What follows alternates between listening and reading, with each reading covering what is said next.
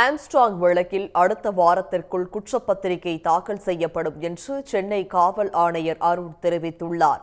பகுஜன் சமாஜ் கட்சியின் தமிழ்நாடு மாநில தலைவராக இருந்த ஆம்ஸ்ட்ராங் கடந்த ஜூலை 5ஆம் தேதி படுகொலை செய்யப்பட்டார். இந்த கொலை தொடர்பாக தீவிர விசாரணை நடைபெற்று வருகிறது. இதில் 90% விசாரணை முடிந்துள்ளதாகவும் ஆம்ஸ்ட்ராங் கொலைக்கான காரணத்தையும் கொலையில் சம்பந்தப்பட்ட முக்கிய நபர்கள் குறித்தும் காவல்துறை விரைவில் தெரிவிக்கும் என்று கூறிய காவல் ஆணையர் அருண், வழக்கில் கைதானவர்களின் சொத்துக்களை முடக்க நடவடிக்கை எடுக்கப்பட்டுள்ளதாகவும் தெரிவித்துள்ளார். இதனிடையே ஆம்ஸ்ட்ராங் கொலை வழக்கில் கைது செய்யப்பட்ட ரவுடி நாகேந்திரனை என்கவுண்டர் செய்யக்கூடாது என்று அவரது மனைவி தாக்கல் செய்த மனுவை தள்ளுபடி செய்து சென்னை உயர்நீதிமன்றம் உத்தரவிட்டுள்ளது. எந்த ஆதாரங்களும் இல்லாமல் வெறும் யூகத்தின் அடிப்படையில் மனு தாக்கல் செய்ததாக கூறிய நீதிபதிகள் மனுவை தள்ளுபடி செய்தனர்.